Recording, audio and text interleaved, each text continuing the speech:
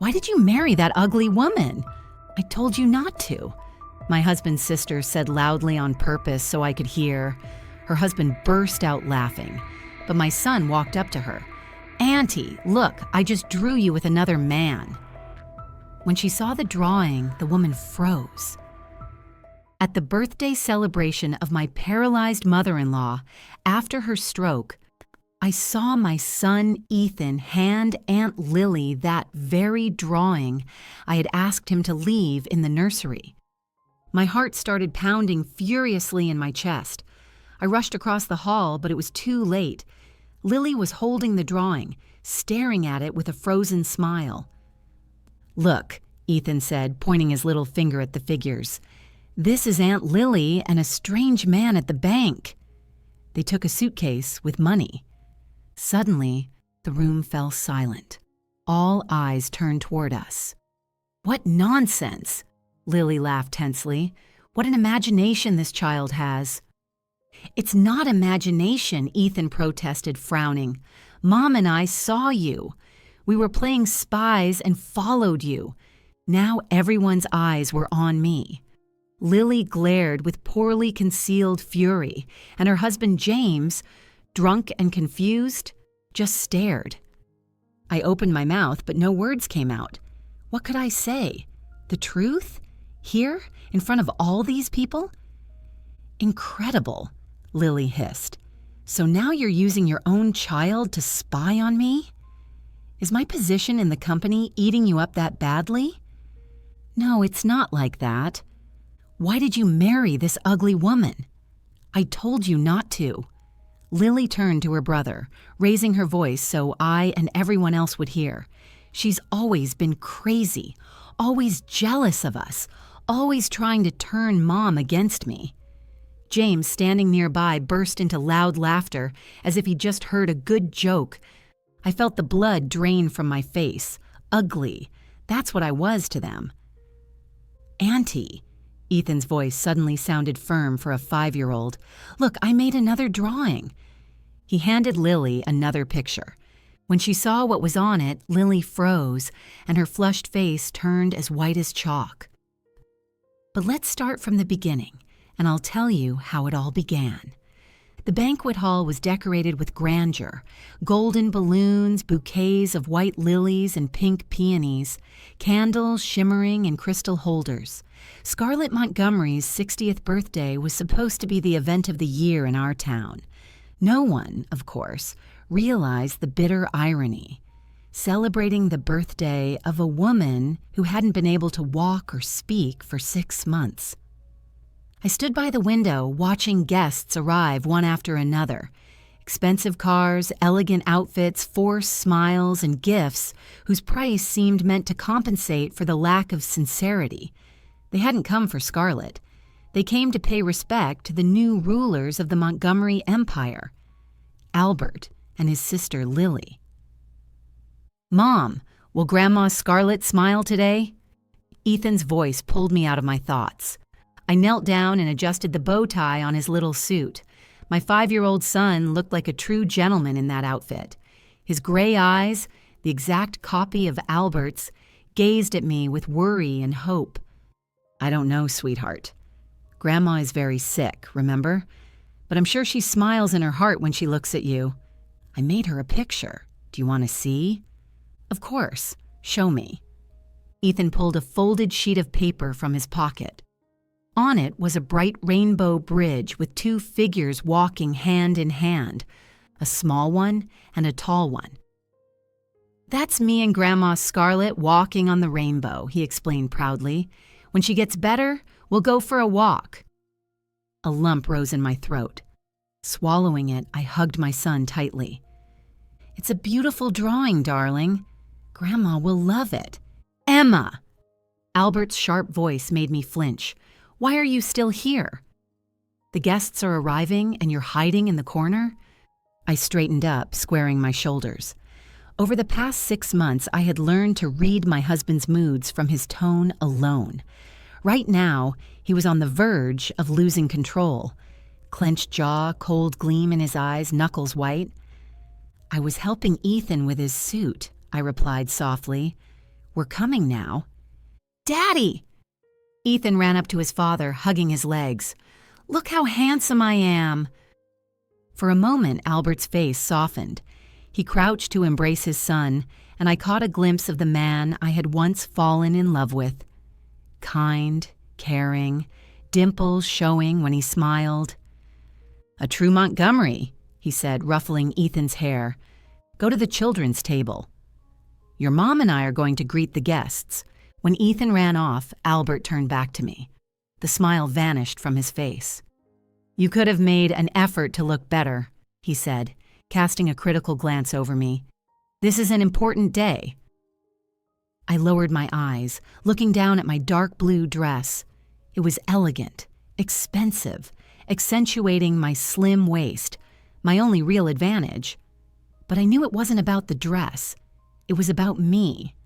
My overly sharp chin, my eyes set too far apart, the wrong shape of my nose. I had never been a beauty, but it hadn't mattered to Albert before. "You're the most beautiful woman in the world to me," he used to say. Now, every flaw of mine seemed to scream my imperfection to him. "I wore the dress you approved yesterday," I answered quietly. "Fine, it doesn't matter anymore," he waved me off. "Let's go." And try to smile. No one should suspect any problems in the family. Problems in the family. That's what he now called what was happening between us, as if it were just a temporary glitch in a well-oiled machine, not the collapse of everything we had built for 8 years. We entered the main hall where about 30 guests had already gathered. I spotted Lily at once. Albert's sister always stood out in any crowd. Tall, slender, with a cascade of golden hair and finely chiseled features. In a crimson dress with a plunging neckline, she looked like an exotic flower among weeds. Beside her, like a loyal dog, stood her husband James, handsome but hollow, the kind of man who coasted through life on family wealth and connections, never building anything of his own. Lily noticed us and waved, diamonds sparkling on her wrist. We made our way across the hall, and I felt the muscles in my face tighten as I tried to hold my smile. "Brother!" Lily wrapped Albert in a hug, enveloping him in a cloud of expensive perfume. "Everything looks stunning. Mother would be thrilled." She said it as if Scarlett were already dead, though in reality she was in the next room, seated in her specially equipped wheelchair. "Emma," Lily turned to me, air-kissing near my cheek. Look." In that unfinished phrase was her entire attitude toward me. She didn't even bother to make a cutting remark. The hint alone was enough. "Thank you, Lily." "You're glowing, as always," I replied with a polite smile. "And where's the guest of honor?" James asked, shaking Albert's hand. "I want to congratulate Scarlett in person." "Mother is in the small parlor," Albert replied, "but she tires quickly, so we've been letting visitors in small groups. You can go now." "I'll take you," I volunteered, glad for the chance to get away from Lily for a while. "No need." Lily slipped her hand onto her brother's arm. "We have an important meeting with the partners from Japan." "Let Emma handle the guests. That's her job as the lady of the house. At least she can be useful in that." Albert nodded without even looking at me. "Yes, you're right. Emma, make sure a mother is all right. We'll come later." They walked off, and I was left standing in the middle of the hall, feeling like nothing more than empty space. More than anything, I wanted to run upstairs, lock myself in the bedroom, and break down in tears.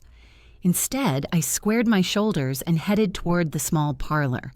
At least there, I could be with Scarlett, the only person in this house who had ever truly accepted me. Passing by the children's room, I heard Ethan's bright laughter. Peeking in, I saw him sitting at a little table with the other kids, drawing something intently with colored pencils. The small parlor was decorated in soft pastels. Scarlett had always preferred understated elegance to gaudy luxury. In the center of the room, by the window, stood a special medical chair. In it, wrapped in a blanket, sat Scarlett Montgomery. Once a formidable businesswoman, now a helpless old woman with a distorted face and a vacant gaze. After her husband's death 12 years ago, Scarlett had taken control of the family company and turned a small regional firm into an international corporation. Montgomery Development now dealt not only with construction, but also hospitality, investments in tech startups, and the production of eco-friendly building materials. Scarlett was one of those women who never gave up, who stared fate in the face and emerged victorious from any battle until the stroke. 6 months ago, she had been paralyzed. The entire right side of her body stopped functioning. Her speech became slurred, and soon it disappeared altogether. The best doctors only shrugged. Extensive brain damage, Mrs. Montgomery. We can hope for partial recovery of some functions, but... I knelt beside her chair, taking her cold hand into mine. "Hello," I whispered. "Happy birthday. Ethan made you a beautiful drawing." Her eyes, still clear, a deep hazel, looked at me. Sometimes I thought I could glimpse the old Scarlett behind that gaze, the sharp mind, the iron will, the boundless energy. But maybe it was just an illusion, born of my desperate wish to have back the woman who had once become like a mother to me. My parents had died when I was 20. 6 months later, I met Albert, and a year after that, Scarlett welcomed me into the family, not as just another daughter-in-law, but as the daughter she had never had. We had bonded instantly despite the difference in age and status, perhaps because we were both outsiders in our worlds. Me, the plain girl from the middle class, and her, a woman in the male-dominated world of big business. "So many guests today," I went on, gently stroking her hand. "Everyone wants to congratulate you. Albert has organized a wonderful celebration." Her fingers twitched faintly in my palm. It could have been an involuntary spasm, or perhaps an attempt at communication. No one really knew how much of her mind had survived the stroke. "I brought you a gift," I said, pulling a small box from the pocket of my dress. "It's special, just for me." I opened the box. Inside lay a silver heart-shaped locket. "Do you remember when we walked through the antique district last year? You admired something like this in a shop window but didn't buy it. I remembered, and I found one almost the same." Carefully, I placed the locket around her neck, adjusting the gray hair the hairdresser had styled so neatly for the occasion. "There. Now you're even more beautiful." Just then, the door swung open and Lily and James walked in. I quickly stood and stepped back from Scarlett's chair. "Mommy!" Lily exclaimed, rushing to her mother and kissing her cheek. "Happy birthday, darling. You wouldn't believe how many important people came to see you." She spoke loudly, over-enunciating every word, as if addressing someone deaf. "James and I brought you a marvelous gift from Milan. You'll be thrilled." James nodded beside her, holding a large flat box tied with a golden ribbon. "Inside is a shawl from Brunello Cucinelli," he announced loudly. "Handmade, top-quality cashmere." I watched the spectacle in silence. Scarlett had always despised showy luxury and never wore designer things, preferring quality but understated clothes. Lily knew this perfectly well, yet year after year she continued to gift her mother gaudy accessories. "And now we need to get back to the guests," Lily said, tossing the box onto the coffee table. "Emma can stay with you. She has nothing else to do at this party. No one will notice she's gone." She turned toward the door, but suddenly stopped. "By the way, Emma, what's that locket on Mother?" "It doesn't match her outfit." "It's my gift," I replied. "Scarlett once admired something similar." "Silver?" Lily arched a brow. "Seriously? My mother owns a multi-million-dollar business, and you give her a cheap trinket?" "It's not about the price," I began, but Lily cut me off. "Of course, for you that's normal. You've always been thrifty. James, remember how she gave Albert that homemade photo album for Christmas? Such a sweet little craft project." James smirked and nodded. "Yes, very touching. Just like something out of a school club." My face burned with humiliation. I had spent 3 months making that album, collecting special moments from my life with Albert starting from our very first meeting. Each page was hand-decorated with comments, quotes from our conversations, pressed flowers from the places we had been together. Albert had been genuinely moved then and told me it was the best gift of his life. "Let's go, darling," Lily said, taking her husband's arm. "We have better things to do than discuss Emma's taste." They left, and I remained alone with Scarlett. I drew a deep breath, fighting back tears. "I'm sorry," I whispered, though I knew I had nothing to apologize for. "They're just like that." Scarlett's gaze seemed to say, "I know," or was it only my imagination? A few minutes later, the nurse, a young woman named Sophie, who had been caring for Scarlett these past months, peeked into the room. "Mrs. Montgomery, it's time for your medication," she said, addressing Scarlett, "and perhaps you should rest?" "There are too many stimulants today." "Yes, of course," I agreed. "I'll go check on Ethan and come back later." I squeezed Scarlett's hand once more and left the room. In the hallway, I leaned against the wall for a moment, trying to summon the strength to return to the hall full of people who couldn't care less about me. The festive lunch was scheduled for 2 o'clock. By then, the guests were relaxed enough from champagne and cocktails to speak a little louder and laugh a little freer. Across from me sat Lily with James. She was animatedly chatting with the Japanese partner she had mentioned earlier. I watched her, wondering how one family could produce such different children as Lily and Albert. Though now, looking at how much my husband had changed over the last 6 months, I was beginning to see the resemblance. "Emma, where's Ethan?" Albert asked, addressing me for the first time in over an hour. "His seat is empty." "He's in the children's room with Martha." "I can bring him if you like." "Yes, do that. The photographer will start taking family pictures soon." I nodded and rose from the table. As I passed Lily, I heard her say to the man sitting next to her, "Yes, my sister-in-law is a bit simple. But my brother fell in love with her back in college. You know how it is. First love and all that." My cheeks burned with humiliation, but I kept walking, pretending I hadn't heard. In the children's room, Ethan sat at a table deeply absorbed in drawing. A stack of finished pictures lay beside him. "Sweetheart," I called, "it's time for lunch." "Daddy is waiting for you at the table." Ethan lifted his head, his eyes sparkling with excitement. "Mom, look what I drew." He held out a sheet of paper. On it were 2 figures, a woman with long hair and a man in a business suit.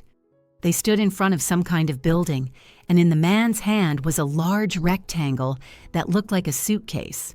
"Who's this?" I asked, studying the drawing. "That's Aunt Lily and a strange man," Ethan answered. "They were at the bank and took away a suitcase with money." I froze, staring at the childish scribbles. "Remember, we went to watch her? You said we were playing spies and couldn't let them see us. We hid behind the big flowers. Ice spread through me. He wasn't supposed to remember that, let alone draw it." "Ethan, darling," I crouched in front of him, forcing my voice to stay calm. "That was just a game. We made up a story, remember? In reality, we were just walking near the bank." He frowned, clearly not understanding why I was denying what, to him, was obvious. "But we really saw Aunt Lily, and the strange man, and the suitcase with money." "Shh," I pressed a finger to my lips. "Let's do this. We'll leave this drawing here, all right? It'll be our secret. At the table, we'll take your other wonderful drawings." "But I want to show this one to Aunt Lily," Ethan objected. "She'll be happy I drew her." "No, sweetheart." I tried to keep my tone gentle but firm. "This isn't a very good drawing of Aunt Lily. She might get upset. Let's show her this one instead, the one with the whole family." Ethan thought for a moment, then nodded. Okay. But then later, I'll take it and show it to Grandma Scarlett. She won't be upset. Deal. I exhaled in relief, slipping the ill-fated drawing under the pile of others. Now let's go eat. Everyone is waiting. We returned to the dining hall, where Ethan proudly showed his drawings to his father and the guests. Everyone admired his talent, and even Albert softened for a while, holding his son on his lap and flipping through the colorful sheets. After dessert, it was decided to bring Scarlett into the dining room so she could be present for the cutting of the cake. Nurse Sophie wheeled the chair to the head of the table. "Dearest Mother," Albert began, rising with a glass of champagne, "on this special day, I want to thank you for everything you have done for us, for the Montgomery family, for the company. You have always been and remain our guiding light, our compass. And though you now face difficult times, we all believe your strength of spirit will help you overcome this illness." The guests murmured in approval, raising their glasses. I looked at Scarlett, trying to catch some flicker of response in her eyes to her son's speech. "To Mother," Albert proclaimed, and everyone drank. "And I want to add," Lily spoke up, also rising with her glass, "that over these 6 months, our family has become more united than ever in the face of adversity. My brother and I run the business together, continuing the great work started by our parents, and I hope that our children, by which I mean first and foremost my nephew Ethan, will take up the torch when the time comes." I felt Ethan tense beside me. "And now," Lily continued, "I propose we cut this magnificent cake." I quietly stepped away to the window with a glass of mineral water. I remembered what Albert had been like before his mother's stroke. Cheerful, caring, attentive. How he came home every evening with some little surprise for me. A flower, a chocolate, a funny card. How we could lie in bed for hours, talking about everything under the sun. How he used to shield me from his sister's barbs, saying, "Don't mind her, Emmy. She just envies our happiness." What had happened to that man? Was he gone forever, buried under the weight of responsibility for the family business? Or was it something else? Ethan's voice snapped me out of my thoughts. I turned, and my heart froze. Ethan stood beside Lily, holding out to her that very drawing I had begged him to leave in the nursery. My heart pounded violently in my chest. I rushed across the hall, but it was too late. Lily was holding the drawing, examining it with a frozen smile. "Look," Ethan said, pointing his little finger at the figures. "This is Aunt Lily and a strange man at the bank." They took a suitcase with money. The room suddenly fell silent. All eyes turned toward us. To Lily, frozen in place. To Albert, confused. To me, terrified. And to Ethan, proud of his masterpiece. "What nonsense!" Lily was the first to break the silence, laughing tensely. "Such an imagination this child has." "It's not imagination," Ethan objected, frowning. "Mom and I saw you. We were playing spies and followed you. Now every gaze was on me." Lily glared with barely hidden fury. James stared in drunken confusion. And Albert... Oh, Albert's look was the worst of all. In his eyes I saw such disappointment, such distrust, that my knees nearly gave way. "Emma." His voice was deceptively calm. "Is there something you'd like to explain?" I opened my mouth, but no words came out. What could I say? The truth. Here, in front of all these people? "It's just a misunderstanding," I finally stammered. "Ethan got something mixed up." "No," Ethan protested. "Mom, you said we had to follow Aunt Lily, that it was an important mission from Grandma Scarlett." Oh, God. This was getting worse and worse. "Amazing," Lily hissed. "So now you're using your own child to spy on me? And dragging a sick old woman into it? Are you really so obsessed with my position in the company?" No, it's not like that. Why did you marry this ugly woman? I told you not to. Lily turned to her brother, making sure to speak loudly enough for me and everyone else to hear. She's always been crazy, always jealous of us, always trying to turn Mom against me. James, standing beside her, burst into loud laughter, as if it were the best joke he'd ever heard. I felt the blood drain from my face. Ugly. That's what I was to them. That's how they spoke about me when they thought I couldn't hear. "Auntie!" Ethan's voice rang out, unexpectedly firm for a 5-year-old. "Look, I just made another drawing with the strange man." He handed Lily another sheet. On it were a man and a woman lying in bed. The childish drawing was crude but unmistakable. Two unclothed figures pressed together. When she saw what was depicted, Lily froze. Her face, crimson with anger, drained white as chalk. In fury, she shouted at Ethan, "You little bastard! How dare you?" At that moment, a strange sound broke the silence, something between a cough and a rasp. Everyone turned toward Scarlett's chair, still stationed at the table. To the astonishment of all, Scarlett Montgomery slowly rose from her seat. Her right arm, motionless for the last 6 months, was now lifted, pointing straight at Lily. "Don't you dare!" a hoarse but clear voice commanded, freezing everyone in place.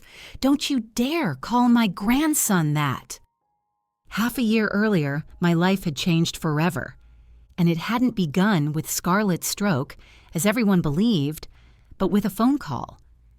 It was early spring when the phone rang. On the screen appeared the name Scarlett. "Emma," my mother-in-law's voice sounded strained, "can you come to my office?" "Right now. It's important." "Of course," I answered, feeling my heart pick up its pace. "Did something happen?" "Not over the phone. Just come, and tell no one." She hung up, leaving me bewildered. In the 8 years I had known Scarlett, I had never heard such tension in her voice. An hour later, I was stepping into the grand headquarters of Montgomery Development in the city's business district. The security guard at reception, who knew me by sight, nodded and pointed toward Scarlett's private elevator. "Mrs. Montgomery is expecting you." Her office occupied the top floor of the building. Usually, the atmosphere here buzzed with activity. Secretaries hurrying about, phones ringing, meetings in constant motion. But today, the reception area was empty, and the office door closed. I knocked softly. "Come in," Scarlett's voice called. She sat behind her massive desk, impeccably dressed and groomed as always. But something in her appearance was off. Perhaps a paler face. Perhaps the taut line of her shoulders. "Thank you for coming, Emma," she said, gesturing toward the chair opposite. "Forgive the secrecy, but the situation is delicate." "What happened?" I asked, anxiety rising inside me. "Are you ill? Is something wrong with Albert?" "No, nothing like that." She shook her head. "It's about the company. More precisely, about the company's money." Scarlett rose and walked to the window, gazing down at the city below. "You know that after Richard's death, I took the reins entirely into my own hands. For 12 years, I built on what my husband had started, turning a small construction firm into an international corporation." She spoke softly, as though thinking aloud. "I always dreamed that one day I would pass the business on to the children, to Albert and Lily. That together they would carry on the family legacy, make it even greater. I prepared them for this from childhood. The best schools, the best universities, internships at leading companies around the world." Scarlett turned to me, and I saw something in her eyes I had never seen before: doubt. "For the past 3 years, Lily has been the company's CFO. I entrusted her with the entire financial side of the business so that I could focus on strategic development. At first, everything went well. The numbers grew, investors were pleased, new projects launched one after another. She returned to the desk and opened her laptop. But then I noticed discrepancies. At first, small ones, figures that didn't match in the reports, odd transactions, unexplained expenses. I didn't think much of it, attributing it to accounting errors or the quirks of the new bookkeeping system Lily had implemented. But then, Scarlett turned the laptop screen toward me. A spreadsheet filled with columns of numbers appeared, incomprehensible to me. Over the past year, about $5 million have disappeared from the company, she said, pointing at certain figures. The money was funneled out through a network of shell companies and offshore accounts. The scheme is complex, tangled, professionally designed, hard to trace, unless you know exactly where to look. I stared at my mother-in-law in shock. You think... Lily? Scarlett nodded, her face hardening.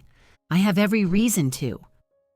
The transactions were authorized under her approval. The documents bear her digital signature.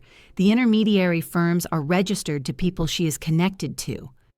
But why? I asked in disbelief. She already has everything, a high salary, a share in the company, her inheritance from her father. Greed, Scarlett replied simply, or fear. Perhaps she worries I won't grant her enough control over the company. Perhaps she's building herself a safety net in case things go wrong. Or maybe she has debts, addictions, something I don't know about. Scarlett shut the laptop and looked me straight in the eye. But the real question isn't why. It's who else? Who is helping her? A scheme like this can't be built alone. I began to realize where she was leading, and a chill ran down my spine. You think... Albert? Scarlett was silent for a long moment, weighing every word. I don't want to believe it. Albert has always been an honest boy, but Lily, she's persuasive.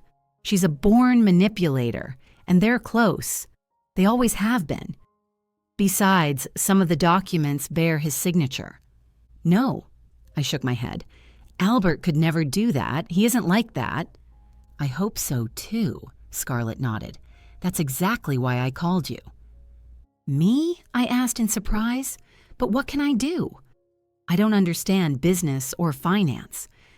That's precisely why you're perfect for this role, Scarlett said with a faint, enigmatic smile. No one would ever suspect you of spying. You're a housewife, a mother, a wife. You have no connections in the business world. You're not seen as a threat. She paused, letting her words sink in. I want you to help me find out the truth. Watch Lily, and perhaps Albert. Find out who they meet with, what they talk about, where they go, especially their dealings with banks and certain individuals. You're asking me to spy on my own husband? I could hardly believe my ears. I'm asking you to help me protect the family legacy, Scarlett said firmly. If Albert isn't involved, you have nothing to fear. But if he is, believe me, it's better to know now than when a scandal erupts and his name is tied to a criminal case. She was right. And that was the most terrifying part. If Albert truly was part of this financial scheme, the consequences could be catastrophic. Not just for him, but for all of us, including Ethan. What exactly do you want me to do? I asked after a long pause. For now, nothing extraordinary, Scarlett replied. Just be more observant. Listen to what Albert says on the phone. Pay attention to the names he mentions. Notice where he goes and with whom. If possible, check his email, his phone, his documents. Anything that seems suspicious, report it to me. I nodded, though I felt like a traitor. Spying on my own husband, what could be more shameful? And one more thing, Scarlett continued. I've devised a plan. Risky, but effective. I intend to stage a stroke. What? I shot up from my chair. You've lost your mind. Sit, she ordered firmly, and I obeyed instinctively. It's the only way to uncover the truth. If Lily really is stealing from the company, She has to believe that no one is watching her anymore, that she can act freely, and then she's bound to make a mistake. But a stroke? How could you possibly stage that? And what about the company? I have a doctor I trust. He'll handle the medical side. As for the company, naturally, management will pass to Albert and Lily. That's the moment of truth. We'll see how they behave once I am incapacitated. The plan was insane, but it had its own logic. If Scarlett simply launched an investigation, Lily would notice and cover her tracks. But if she believed her mother was completely out of the picture, and what if they... I couldn't bring myself to say it aloud, but Scarlett understood. Hasten my death? She gave a dry smile. I don't think it will come to that. But just in case, a few trusted people know the truth about my condition. My doctor, my lawyer, and you. And if something does happen to me, they know what to do. Scarlett came to me and took my hands. I know I'm asking a lot, that I'm putting you in a terrible position, but I have no one else to turn to. Albert is my son, Lily is my daughter, but the company is my life's work, the legacy I want to leave to my grandchildren. I cannot allow them to destroy it. In her eyes burned such determination, such force that I couldn't refuse her. I'll help you, I said, but promise me we'll do everything we can to protect Albert if he's innocent. I promise, Scarlett nodded. And there's something else. She went to the wall safe, opened it, and pulled out a thick folder of documents. Here is my new will. I've just signed it in the presence of my lawyer. According to it, in the event of my death or incapacity, 51% of the company's shares won't go to my children, but into a trust managed by independent directors until Ethan comes of age. After that, the shares will pass to him. I stared at her in shock. But why? That strips Albert and Lily of control over the company. Exactly, Scarlett nodded. If they're guilty, it will be their punishment. If they're innocent, nothing will change. They'll continue running the company as managers until Ethan is ready to take over. And knowing my grandson, I believe he'll be a worthy heir. She put the folder back in the safe and locked it. No one knows about this will except me, my lawyer, and now you. And it must stay that way. For now. That day, I left Scarlett's office with a heavy heart and a head full of doubts. Could Albert really be involved in financial fraud? Could he betray his mother, his family, for money? I didn't want to believe it. In 8 years of marriage, I had never seen greed or dishonesty in him. He had always been principled, decent, open. But on the other hand, could I truly say I knew all his secrets? Scarlett's plan was set in motion a week later. On a Friday evening during a family dinner with Albert, Lily, and James, and Ethan and me, Scarlett suddenly went pale, clutched her head, and collapsed to the floor. Albert called an ambulance, and his mother was rushed to the hospital. The diagnosis was terrifying: massive stroke, damage to the speech and motor centers of the brain, partial paralysis of the right side of her body. Prognosis, cautiously optimistic, but full recovery unlikely. I watched Albert's and Lily's reactions at the hospital. My husband was genuinely shaken and devastated. He spent the entire night by his mother's bedside, holding her hand and whispering softly to her. Lily, by contrast, remained remarkably composed. She efficiently spoke with the doctors, arranged for Scarlett's transfer to a better clinic, handled all the practical matters. But in her eyes, there was none of the grief that burned in Albert's. And then things began to change. Albert, as the eldest child and official heir, took charge of the company. Lily, as CFO, gained even more authority. They spent their days and nights at the office, reorganizing operations, meeting partners, reassuring investors. Albert changed. From a tender, attentive husband, he turned into an irritable workaholic who came home only to sleep for a few hours before rushing back to work. He barely spent time with Ethan, rarely spoke with me, and when he did, he often snapped over trivial things. I tried to be understanding. After all, his mother was gravely ill, and the burden of a multi-million-dollar business had suddenly fallen onto his shoulders. Anyone would change under such pressure. But at the same time, I didn't forget my promise to Scarlett. Every night, once Albert was asleep, I checked his phone, looked through the papers he brought home, listened in on his calls. Sometimes, under the pretext of bringing him lunch, I went to the office to observe what was happening there. One day, I followed Lily when she left the office during work hours.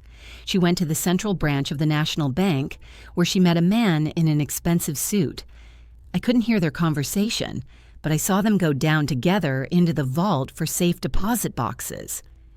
Half an hour later, they emerged. The man empty-handed, Lily carrying a small suitcase. That day, Ethan was with me. The kindergarten had closed for quarantine, and I had to take him along. I turned the surveillance into a game, telling him that we were spies from his favorite cartoon, carrying out a secret mission for Grandma Scarlett. He was thrilled, treating it all like an exciting adventure. All my observations I relayed to Scarlett. Once a week, under the pretext of visiting my sick mother-in-law, I went to the private clinic where she was staying. There, in a ward equipped with the latest technology, Scarlett listened to my reports, fully controlling her paralyzed body whenever we were alone. Her plan was working. Both Lily and Albert believed she was completely helpless, unable to move or speak. The doctors, nurses, and staff were just as deceived. To them, Scarlett Montgomery was a patient suffering severe consequences of a stroke, showing only occasional signs of awareness. But even with my reports and her own observations, we lacked hard proof. We saw suspicious activity, strange coincidences, unexplained absences, but nothing we could directly link to the missing money. Then I noticed changes in Albert's behavior. He wasn't just irritable anymore. He began showing signs of paranoia. He would sit for hours staring into space, then suddenly jump up to check if the windows and doors were locked. He grew forgetful, sometimes unable to recall what he had done the previous day. He woke up in the middle of the night drenched in sweat, saying he had nightmares. I told Scarlett, and she frowned. That's not like Albert. He's always been steady, even under stress. You need to check his medication, his food, his drinks. He may be getting something slipped to him. At first, I dismissed the idea as Scarlett's own paranoia.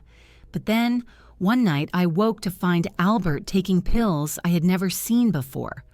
"What's that?" I asked, switching on the light. He flinched, clearly not expecting me to be awake. "Sleeping pills." The doctor prescribed them.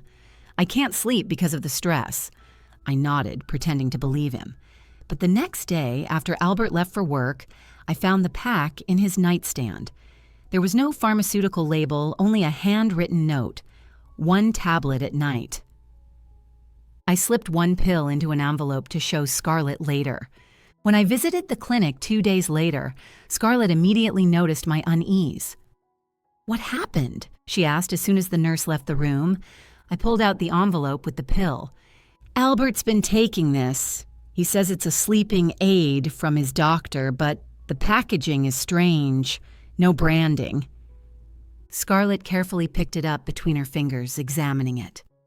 "This doesn't look like standard sleeping medication. We need to find out what it is." "How?" I asked. "Take it to a lab? But then people will know." "No." Scarlett shook her head. "I have another way. Dr. Harris, my personal physician, is aware of our plan. He can test it discreetly. The next day, I received a sealed envelope from Dr. Harris. Inside was a sheet of paper with the results. Combination of psychotropic substances, benzodiazepines, low-dose neuroleptics, unidentified components. Not a standard pharmaceutical product. Prolonged use may cause confusion, paranoia, aggression, memory impairment. I showed Scarlett the results, and her expression darkened. "They're poisoning him." forcing him to act unstable. But why? Maybe they want him to make a mistake. Sign documents while not in his right mind, I suggested. Or they're laying the groundwork to declare him incompetent, Scarlett said thoughtfully. If Albert starts behaving like someone mentally ill, he can be removed from company leadership, and then all the power falls to Lily. It made sense. Terrifying sense. What do we do? I asked, panic rising in my chest. Tell him the truth? No, Scarlett said firmly. If we show our hand now, Lily will know we're watching her. We have to keep gathering evidence, but you must stop Albert from being poisoned. How? Switch the pills. Find something similar in appearance but harmless, and make sure he doesn't receive the drug by other means, through food or drink.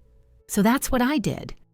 At the pharmacy, I bought over-the-counter vitamins similar in shape and color to Albert's pills and carefully replaced the contents of the package. Then I began preparing all his meals and drinks myself, letting no one, not even the housekeeper, touch them. Gradually, Albert's condition began to improve. He was still irritable and exhausted, but the paranoia subsided, the nightmares stopped, and he grew more focused and calm. But our relationship continued to deteriorate. Albert grew more distant, stayed longer at the office, and rarely showed tenderness or care. Sometimes I caught him watching me with a suspicious look, as if he sensed something, but couldn't put it into words.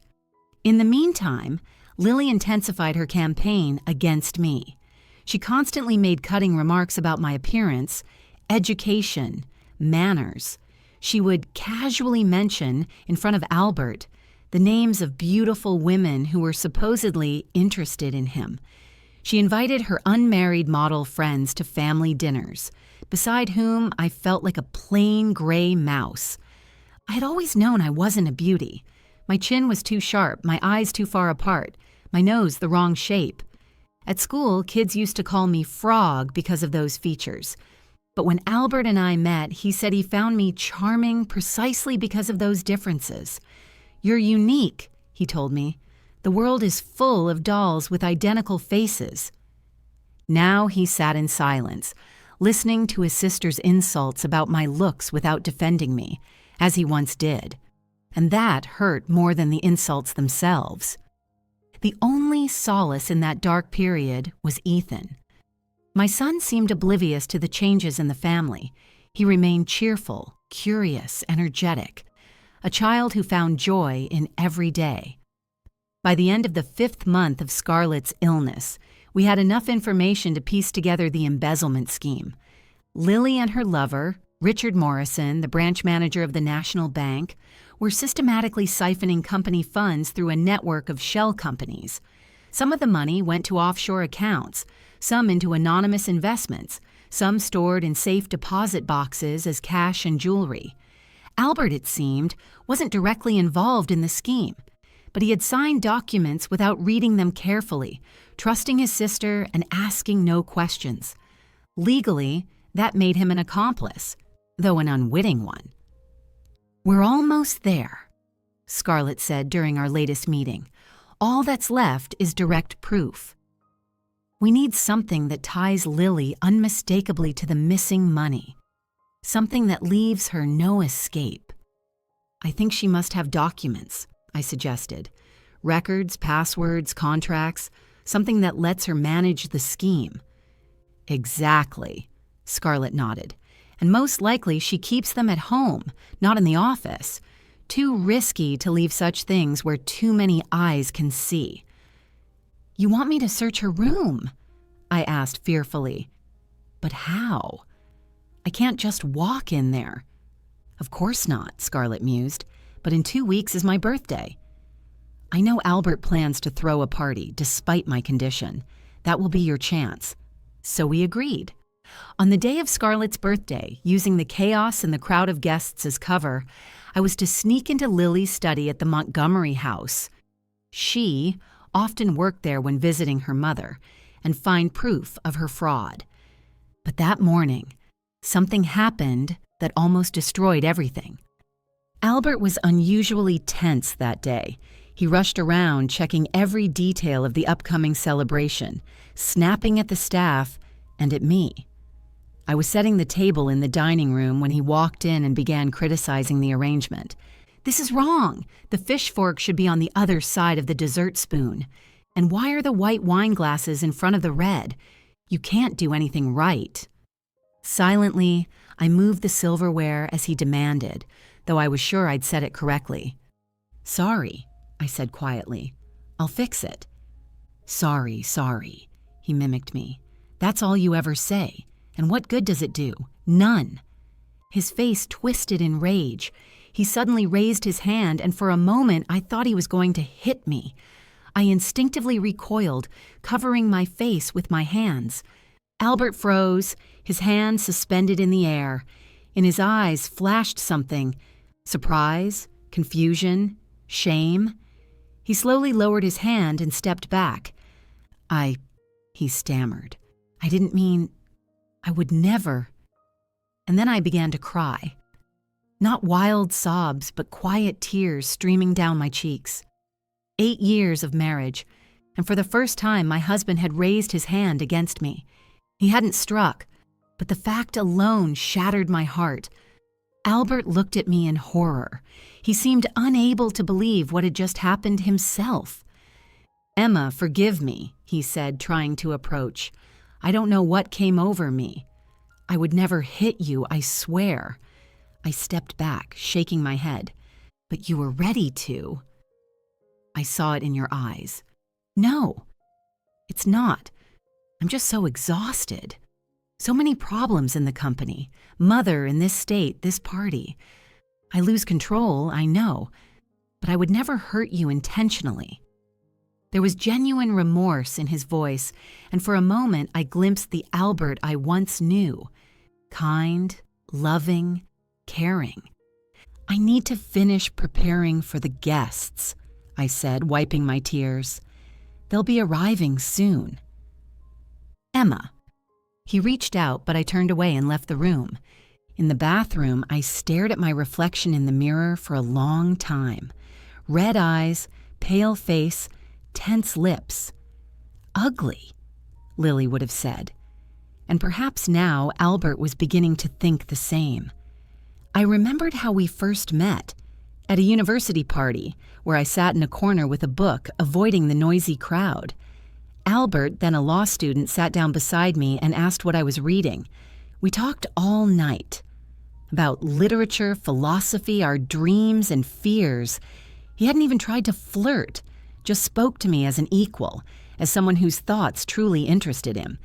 And then he asked me out. And again, and again. And after 6 months, he proposed, despite his family, especially Lily, being fiercely against it. "She's not from our circle," they said. "She's not pretty enough for a Montgomery," Lily added. But Albert didn't listen. "I love you," he told me. "Not your social status, not your looks. You, your mind, your heart, your soul, and I'll love you forever." Where were those words now? Where was that Albert? I pulled myself together, applied makeup to hide the traces of tears, and went out to greet the first guests with a fake smile on my face. Scarlett's birthday went on as expected. Small talk, toasts, music, photographs. I mechanically played the role of hostess, smiling at guests, pretending everything was fine. Under the pretext of checking in on the kitchen, I quietly slipped out of the main hall and headed to Lily's study on the 2nd floor. The room was locked, but I knew where Lily kept a spare key, in a vase on the hallway console. Making sure no one was watching, I quickly unlocked the door and slipped inside. I started with the desk drawers, methodically checking their contents. Company papers, catalogs, invoices, nothing unusual or suspicious. Then I moved to the bookshelves, checking behind the volumes for hidden compartments. Nothing. Time was ticking, and I began to panic.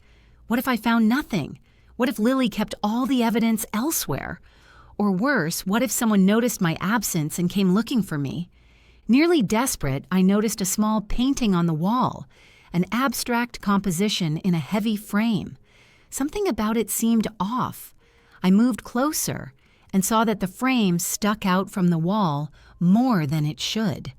Carefully lifting the painting, I discovered a small safe behind it. My heart pounded. Of course it would be locked, and I didn't know the combination, but maybe... I tried Lily's birthday. Nothing. Then her father's, whom she idolized. Still nothing. In despair, I entered the founding date of Montgomery Development, and the safe opened. Inside was a thin folder of documents and a flash drive. I quickly skimmed through the papers.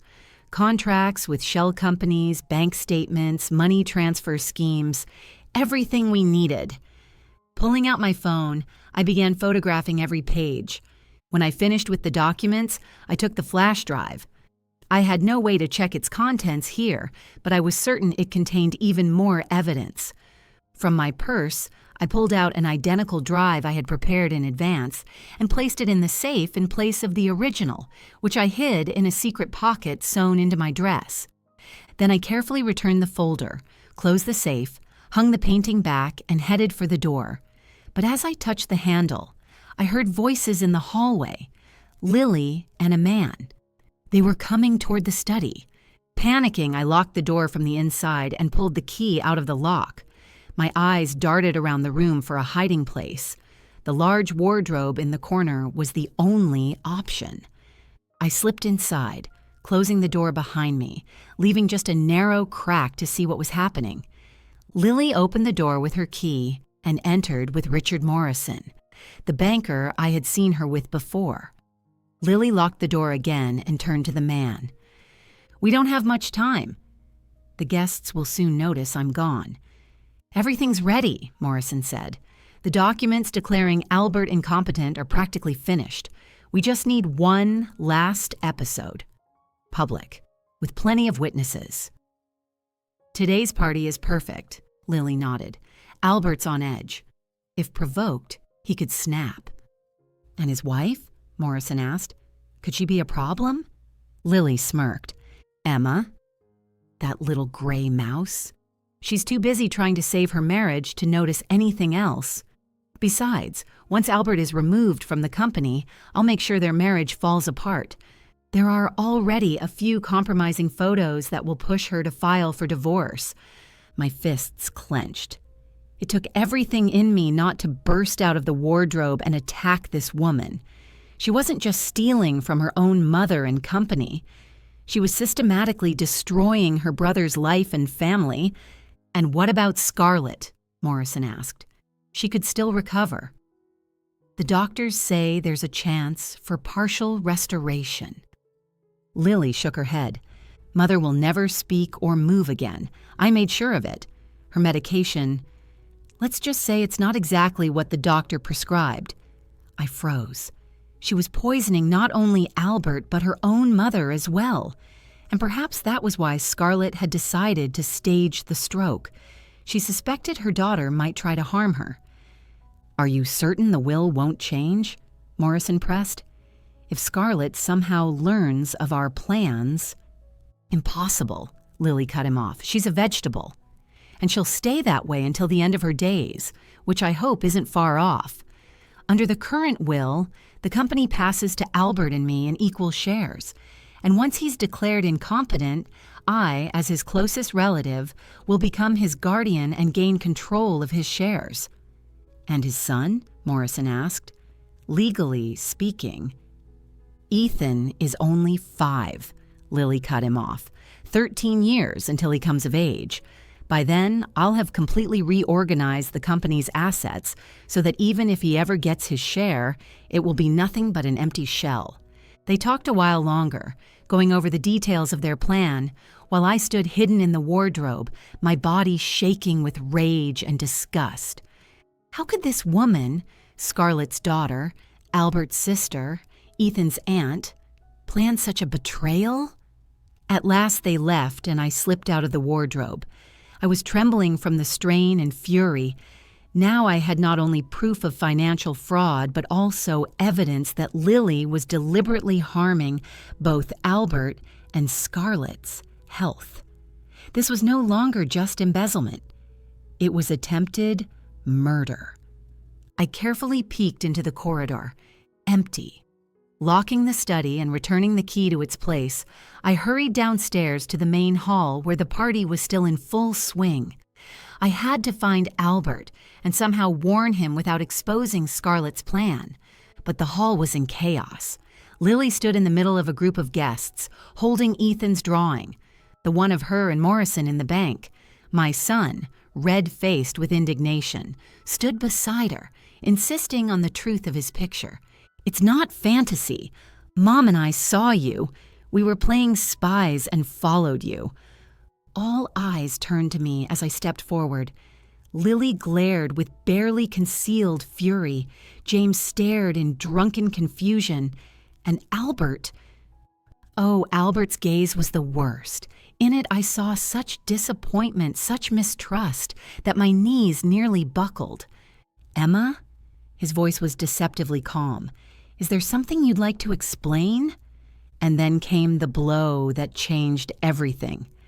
Lily, seeing my hesitation, struck hard. "Why did you marry this ugly woman?" "I told you not to." She turned to her brother, making sure everyone could hear.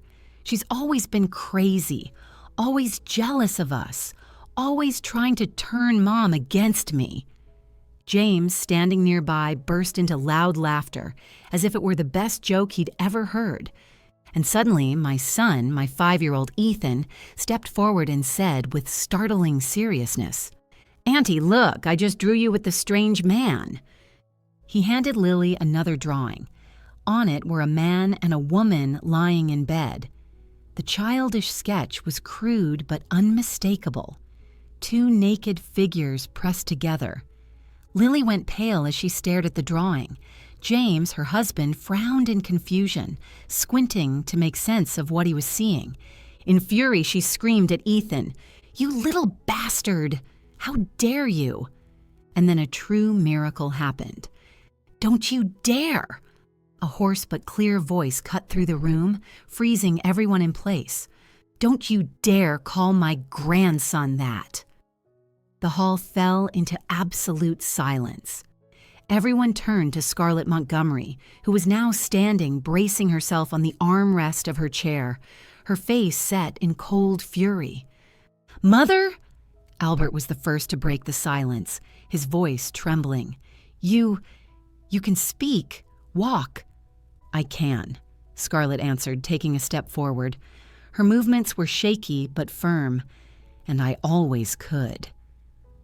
"What nonsense is this?" Lily laughed nervously, glancing around at the guests. "Mother, are you all right? You need to sit down. You might fall." "Enough, Lily," Scarlett cut her off. "Enough lies. I know everything. About the money, your lover, the pills you gave Albert, all of it."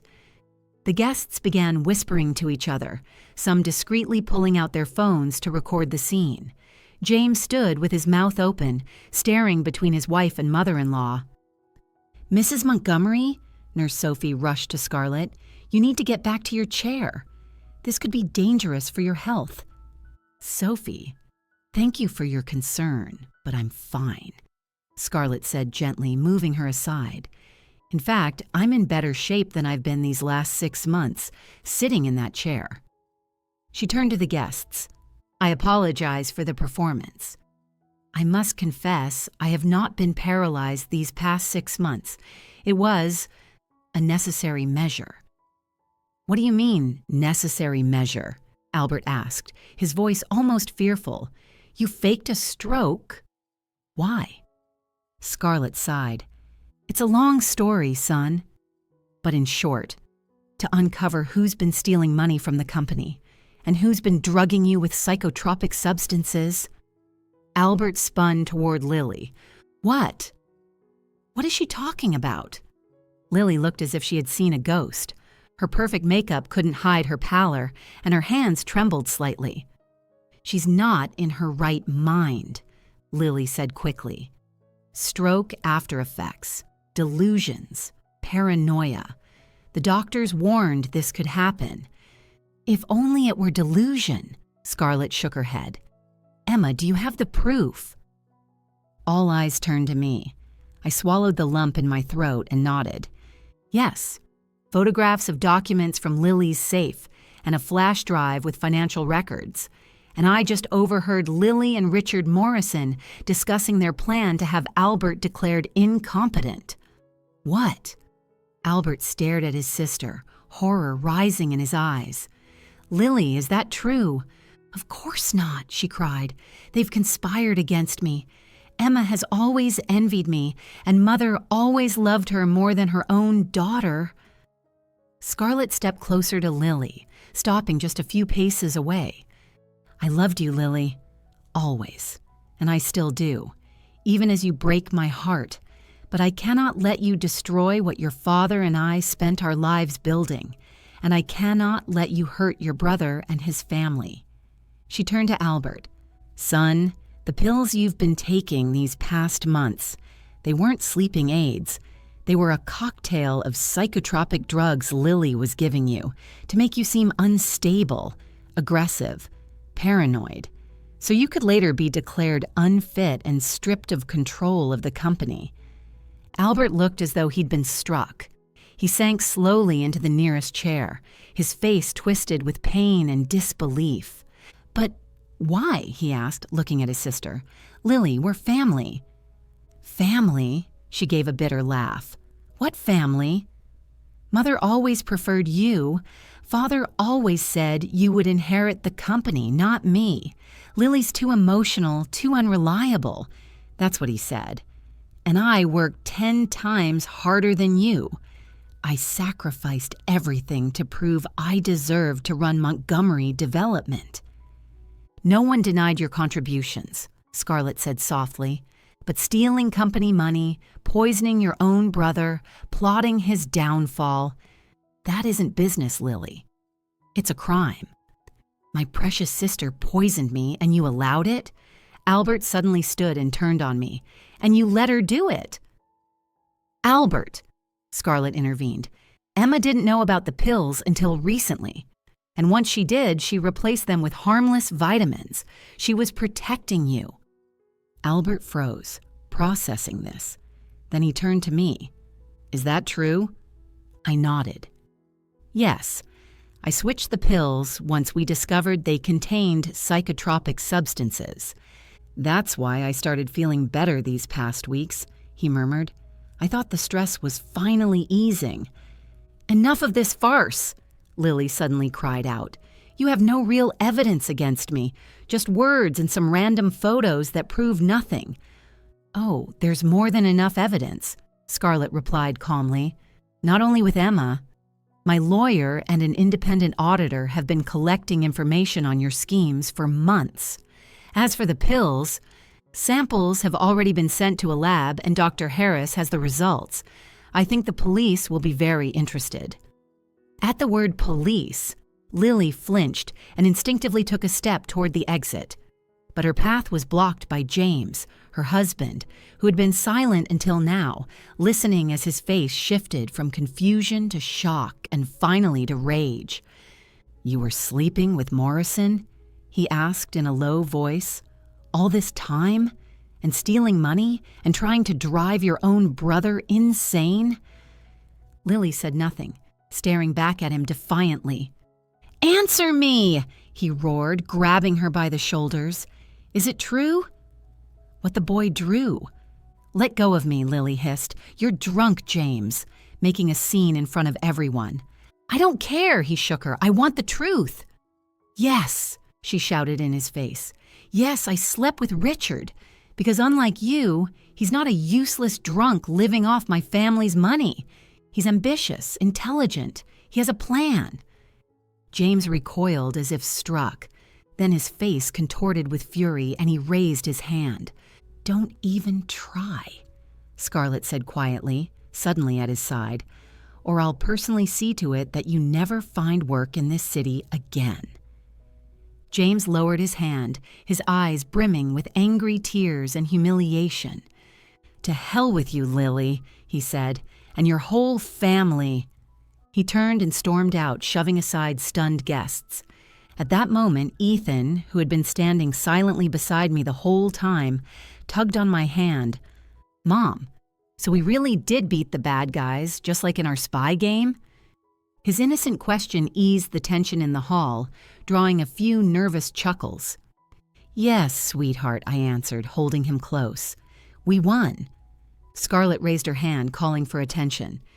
"Dear guests, I apologize for this unexpected turn of events. I'm afraid our celebration has come to an end. Thank you all for your congratulations and gifts." People began leaving, whispering among themselves. Undoubtedly, this story would be the talk of society for weeks to come. When the last guest had gone, only we remained, Scarlett, Albert, Ethan, myself, and Lily, standing against the wall with her arms crossed. "So what now?" she asked defiantly. "Will you hand me over to the police?" Scarlett sighed heavily. "I must, Lily. You've committed serious crimes. Fraud, embezzlement, deliberate harm to health, but you are my daughter, and I don't want to see you in prison." "How generous," Lily said with sarcasm. "You have a choice," Scarlett continued. "You can voluntarily return all the stolen money, renounce your share of the company, and leave the country. Or I hand over all the evidence to the prosecutor, and you'll stand trial. Decide." Lily stared at her mother for a long time, hatred, fear, and perhaps a trace of respect mingling in her gaze. "You were always the tough businesswoman, Mother," she said at last. "Fine. I'll return the money and leave, but don't think I'll be grateful for this so-called mercy." "I don't expect gratitude, Lily," Scarlett replied sadly. "I only want you to realize what you've done and find the strength to change. You're smart, talented. You could have achieved everything honestly." "Honestly?" Lily scoffed bitterly. "In a world ruled by people like you? Where everything depends on connections and inheritance. Don't make me laugh." She turned and headed for the exit. At the door, she stopped, speaking without looking back. "I'll contact your lawyer tomorrow to discuss the details. Don't expect any farewells from me." With that, she left, leaving us in silence. Albert sank onto a chair, burying his head in his hands. "I can't believe it. Lily. My own sister." Scarlett placed a hand on his shoulder. "She was always too ambitious, too hungry for recognition. Your father and I must have made mistakes raising her. But to poison me? To plan to lock me in an asylum?" Albert raised his pained eyes to his mother. How could she? "Greed and envy can turn a person into a monster," Scarlett said quietly. "But now we must think about the future, about the company, about the family." She turned to me. "Emma, none of this would have been possible without you. I'll never forget your help." I shook my head modestly. I only did what I thought was right. For Albert, for Ethan, for you. Albert rose and came toward me. "We'll have a lot to talk about, Emma. To rebuild trust." "I know," I replied softly, "and I'm ready for that." "If you are too." Ethan, who had been standing quietly beside us, suddenly squeezed between us. "Dad, you won't yell at Mom anymore, right?" she cried this morning. Albert knelt before his son, his eyes filling with tears. "No, champ, I won't. I was sick, you see. Aunt Lily gave me bad pills that made me angry, but now I won't take them anymore, and everything will be fine." "Promise?" Ethan asked seriously. "I promise." Albert embraced his son, then reached out his hand to me. "We'll get through this. Together." I took his hand, tears of relief streaming down my cheeks. Scarlett watched us with a smile. 3 years later, sunlight floods the spacious office where I review the quarterly reports. The plaque on the door reads, "Emma Montgomery, Director of Strategic Development." After everything that happened, Scarlett offered me this position in the company, seeing in me not only a loyal ally, but a woman with sharp intuition and a keen mind. "Mom!" Ethan bursts into the office with our 2-year-old daughter Sophia right behind him, laughing as she tries to catch her brother. Albert appears in the doorway with a warm smile. "Sorry to interrupt. They were very eager to take you on the picnic." I close the laptop and pull the children into my arms. Work can wait. Family comes first. We step out onto the lawn behind the office, where a blanket is already spread and a basket of food is waiting. Scarlett sits there, flipping through a book. She has stepped back from day-to-day management of the company, but often stops by to spend time with her grandchildren and offer wise advice whenever we need it. As for Lily, she's in Australia now, living under a different name, working as a consultant for a small firm. She returned the money, just as she promised. Most of it anyway. Morrison wasn't so lucky. The bank sued him for fraud and embezzlement, and he was sentenced to 8 years. The company thrives under Albert's and my joint leadership. The evening sun gilds the treetops, and I look at the people I love. My husband, who has once again become the caring man I fell in love with. Our children, growing up in an atmosphere of love. Scarlett, who has found balance between her life's work and the simple joys of being a grandmother. Sometimes it feels as though that nightmare was just a bad dream, but it was precisely that ordeal which taught us the most important truth, that no amount of money or power is worth more than a real family. And now we have both, but in the right order of priorities.